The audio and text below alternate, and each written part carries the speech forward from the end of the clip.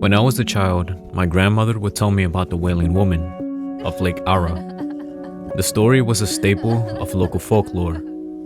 She was said to be a young woman named Elena, who had lost her child to the lake's dark waters during a violent storm. Some say she threw herself into the lake out of despair. Others say her grief twisted her spirit into something terrifying. But regardless of the version, the outcome was always the same. Her cries could still be heard on cold, moonless nights. For years, I dismissed the story as just another ghost tale, meant to keep kids from wandering too close to the water. That was until last autumn when I decided to visit the lake myself. I had been working on documenting local legends for a small paranormal project. I thought it would be a great addition.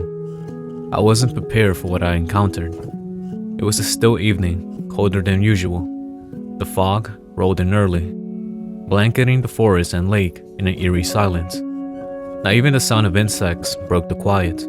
As I walked along the shoreline, I began to feel uneasy. The air was thick, oppressive, as if the lake itself was watching me. I tried to shake the feeling, focusing on the sound of my own footsteps crunching through the gravel path. Then I heard it, a faint, distant sobbing. I froze. It was so soft, I thought I might have imagined it. But as I stood still, the sound grew louder. It echoed across the lake, low and mournful, like a woman crying in the distance. My first instinct was to turn around and leave, but curiosity got the better of me. I followed the sound, weaving through the fog as it thickened around me. After a few minutes, I saw her. She stood at the water's edge, her back turned to me. Her dress was tattered, clinging to her form as if it had been soaked through. Her long, dark hair dripped with water, hanging in strands over her shoulders.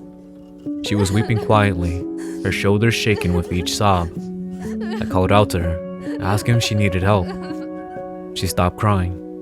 The silence that followed was suffocating. Slowly, she turned to face me. Her face was obscured by a veil of hair, but I could feel her eyes on me. My breath caught in my throat.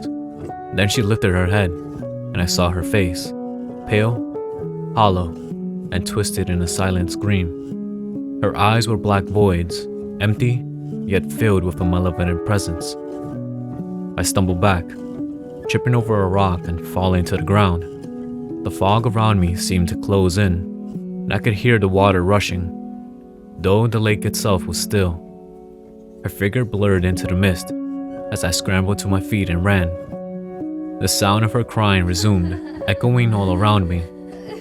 I didn't stop running until I reached the edge of the forest. Even now, I can't explain what I saw. I know the rational mind will call it a hallucination or a trick of the fog, but I felt her presence, something ancient and full of sorrow. Since that night, I've heard her cries in my dreams. The legend of the Wailing Woman is no longer just a story to me. It's a reality I'll never forget. The Roswell Mansion was a decaying monument to a forgotten family legacy. When I inherited the estate from a distant relative, I thought it would be a fascinating project to explore its history. The mansion was full of relics, but one artifact stood above the rest, a massive, ornate mirror that dominated the grand hall. The moment I uncovered it, I felt an unsettling presence, as though I was being watched. The mirror was beautiful, with intricate carvings along its frame that seemed to depict strange, twisting faces.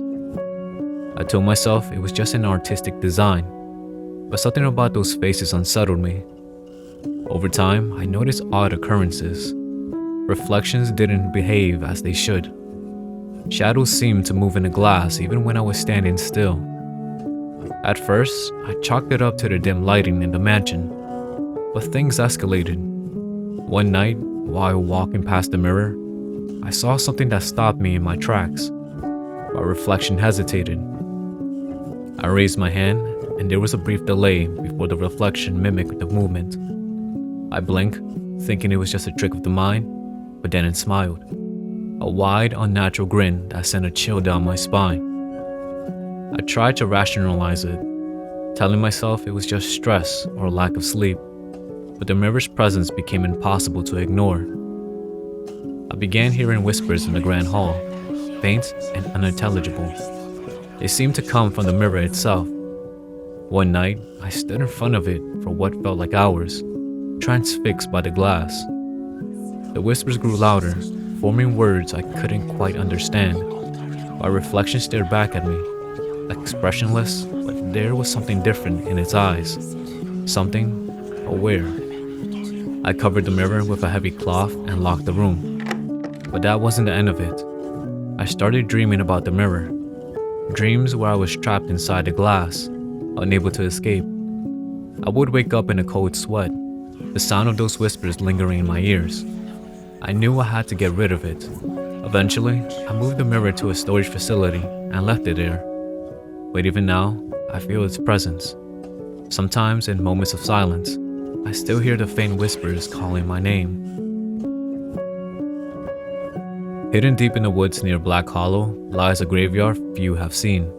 The town itself was abandoned after a series of unexplained tragedies, and the graveyard became a relic of the forgotten. I first heard about it from a local historian who warned me not to go looking for it.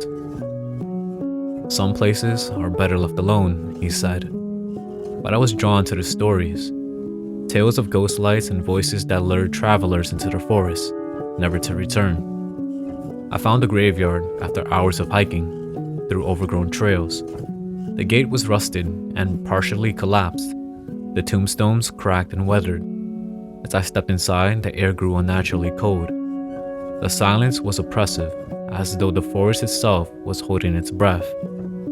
I wandered between the graves, reading what little I could of the faded inscriptions.